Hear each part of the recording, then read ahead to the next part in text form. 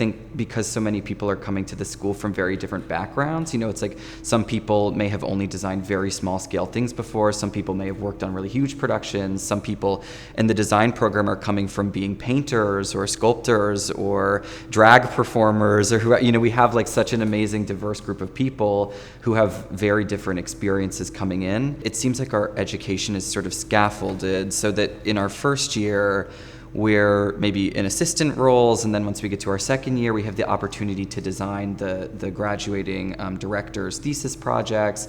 And then, eventually we're getting to the place where we're getting to do a rep show. This was actually sort of an opportunity to have like a first experience as real professionals, sort of going out and doing interviews.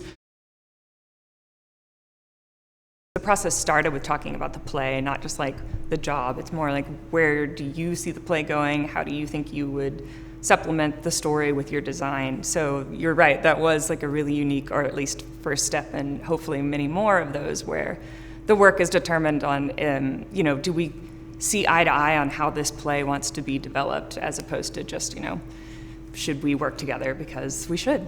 Whether I got to do the show with that person or not, it was really just a wonderful chance to get to know more about their process and what they're looking for in designers, which is certainly valuable as we get out into the real world and start to make those relationships. It's also an opportunity for the director and playwright to get to know you and your work. We have a portfolio prepared, chance to look at your website. It's the first time they're meeting us, so it's like, who is Stephen Marks, who is Anna Grigo.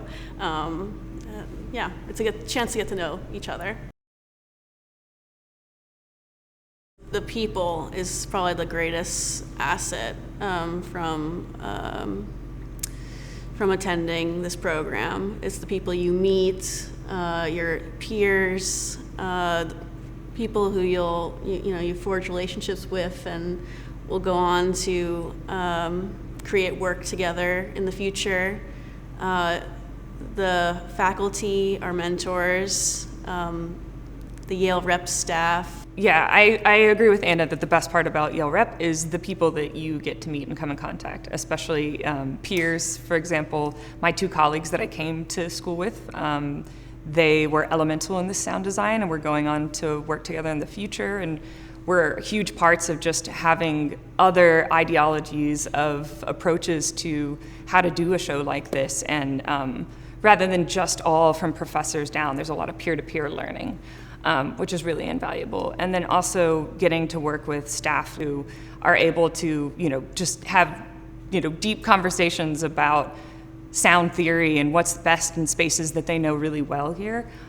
Those things were invaluable to the process. We have the opportunity to work with a costume shop that's, completely professional. I think that in some other settings before coming to Yale, I was often finding that I was the one doing most of the kind of building of the costumes myself, just sort of these smaller scale projects. Just the level of like expertise and professionalism that we get to sort of come in contact with here is really incredible, and just I think feels like a huge step forward. The way that the Yale Rep brings in professionals alongside students was the most beneficial experience you can have, because then you're able to get to learn on a professional level while in a safe enough environment, while you're still able to be mentored along the way for all of the challenging issues that we faced.